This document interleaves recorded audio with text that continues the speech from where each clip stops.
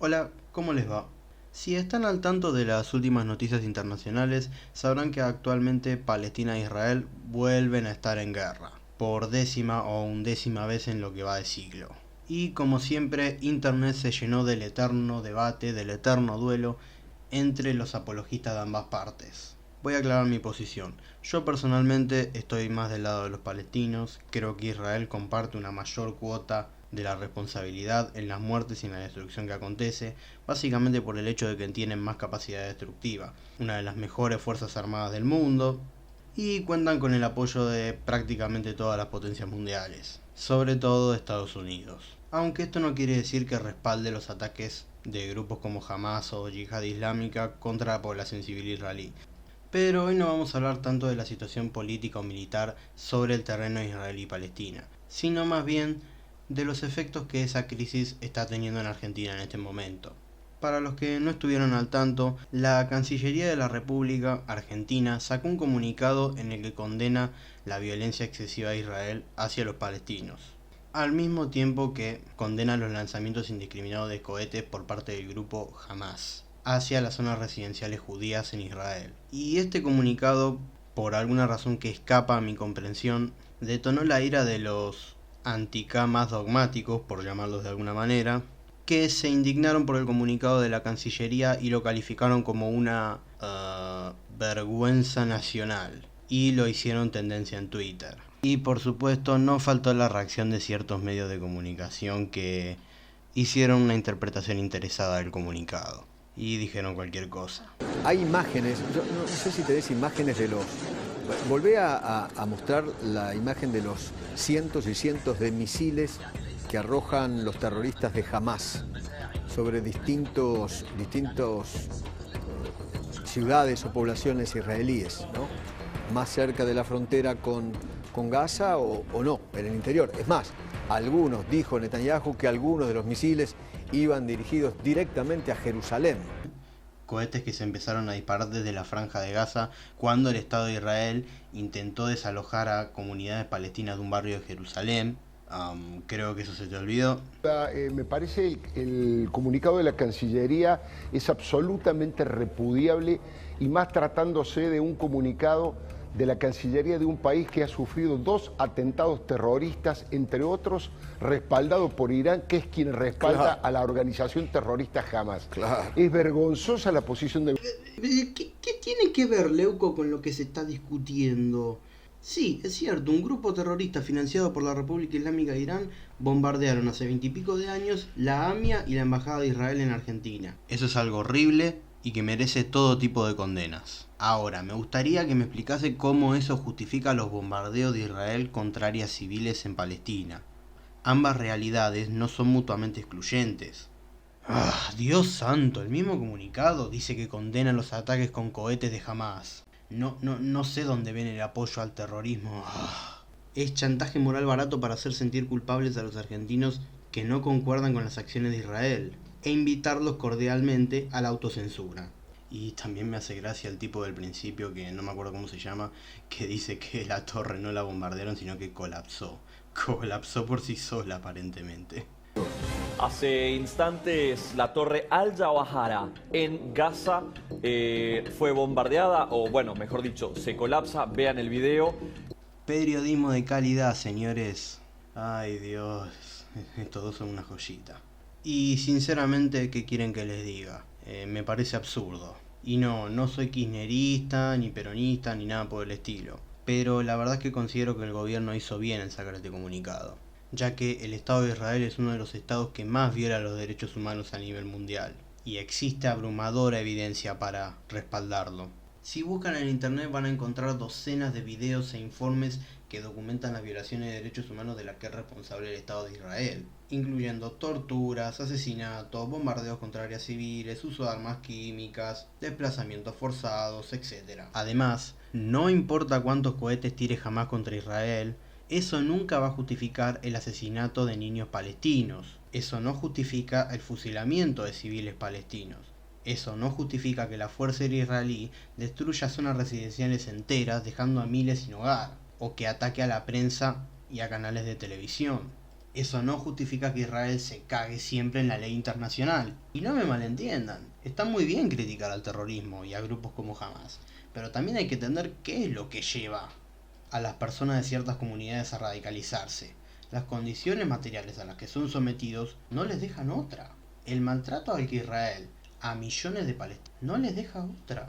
Además, cabe recordar que este más reciente episodio de violencia comenzó cuando las autoridades israelíes trataron de desalojar a familias palestinas que llevaban décadas viviendo en un barrio de Jerusalén para poder alojar a familias israelíes judías. Eso ocurre todo el tiempo entre Israel y Palestina, y esa gente no se va a quedar sentada viendo cómo le sacan la casa.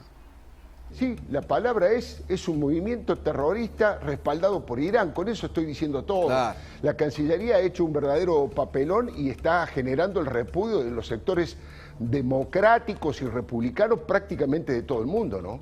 Totalmente. La séptima jornada de bombardeos israelíes sobre la Franja de Gaza eleva al menos 174 los palestinos fallecidos, de los que 47 son menores y 27 mujeres. El Ministerio de Sanidad del enclave cifra además en 1.200 personas el número total de heridos. Todavía no sabemos el número de personas que están bajo los escombros. Son muchas, nos cuentan familias y vecinos.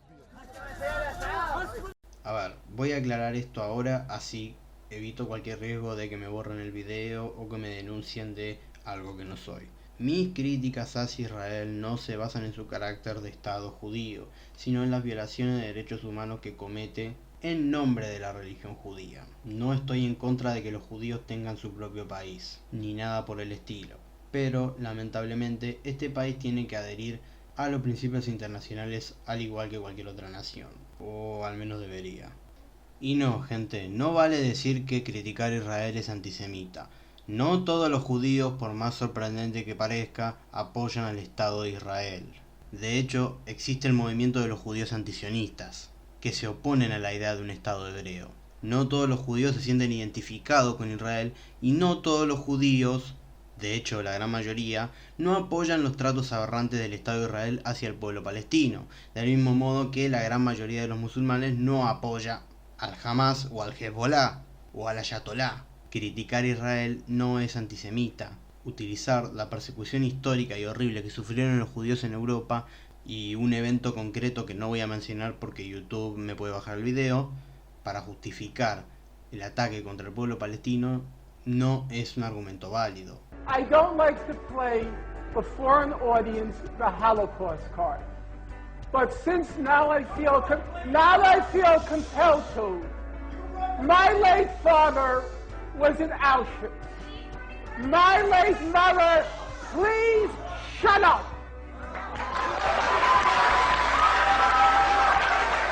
My late father was in Auschwitz. My late mother was in Majdanek concentration camp.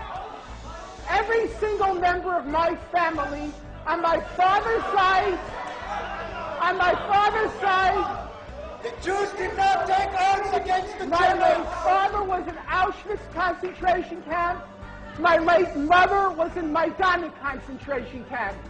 Every single member of my family on both sides was exterminated. Both of my parents were in the Warsaw Ghetto Uprising. And it's precisely and exactly because of the lessons my parents taught me and my two siblings that I will not be silent when Israel commits its crimes against the Palestinians.